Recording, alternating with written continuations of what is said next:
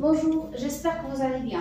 Je n'ai pas la main verte. C'est une phrase que j'entends assez souvent, mais au fait, c'est pas que je n'ai pas la main verte, c'est juste que je n'applique pas certaines règles pour prendre soin de mes plantes d'intérieur. Alors là, je vous présente le Spathiphyllum, c'est aussi appelé la fleur de lune, et là j'ai le Fucus lyrata. C'est deux plantes qui nous viennent d'Afrique tropicale, et du coup il faudrait, pour les garder le plus longtemps possible, il faut connaître l'origine de la plante. C'est pour ça que je vous ai dit le nom, c'est-à-dire qu'au moment quand on achète la plante, il faudrait qu'on se renseigne sur l'origine. Et suivant son origine, on va adapter ce qu'on va lui fournir comme soin.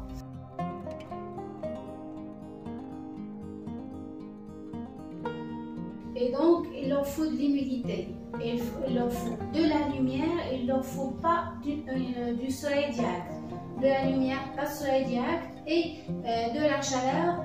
Et bien sûr, comme dans les régions tropicales, il faut qu'il y ait de l'humidité. Alors l'humidité, ça veut dire la vaporisation. C'est une opération qu'il faut absolument faire le plus souvent possible.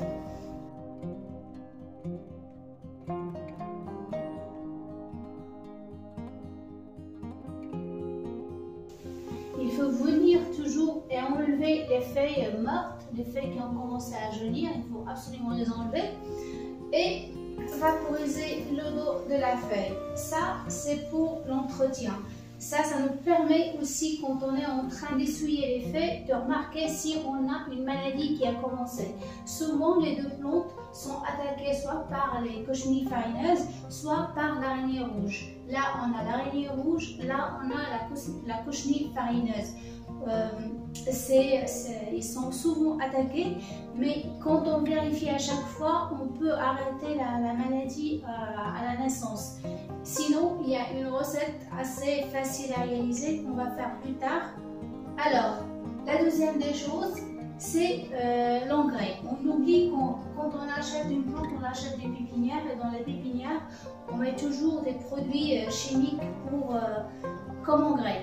Personnellement, à la maison, c'est-à-dire pour mes plantes, je n'utilise pas de produits chimiques. Je les utilisais avant, mais là maintenant, je n'utilise plus. C'est toujours des produits très faciles à réaliser, c'est-à-dire des engrais très faciles à réaliser. Là, par exemple, aujourd'hui, on a mangé des bananes. C'est les épluchures des bananes qui sont vraiment conseillées pour la floraison des plantes et aussi pour leur donner cette vigueur-là.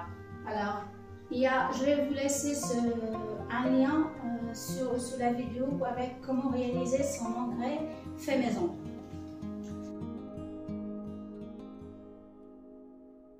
Quand on va faire le rempotage, il faut vraiment faire un bon drainage. Un bon drainage, ça veut dire une couche assez importante de billes d'argile et un pot bien sûr percé.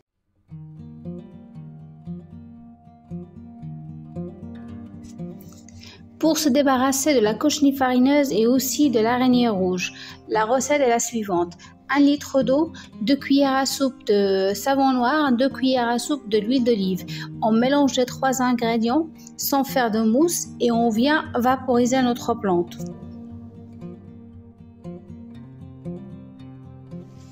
Alors l'application, c'est tout simple. Vous allez venir et vaporiser la partie qui est touchée. Ou le mieux, c'est de vaporiser la totalité de votre plante, comme ça on est sûr qu'on ne va rien rater. Il faut savoir que la cochenille ne touche pas les plantes qui sont souvent vaporisées. La cochenille n'aime pas l'humidité. Et donc, tant que vous vaporisez votre plante et vous la nettoyez, vous augmentez ses chances de ne pas être touchées par la cochenille. Voilà. C'est tout pour cette vidéo, j'espère que vous l'avez aimé. Si c'est le cas, n'hésitez pas à liker, la partager et aussi à vous abonner à la chaîne. Merci et à très bientôt. Au revoir.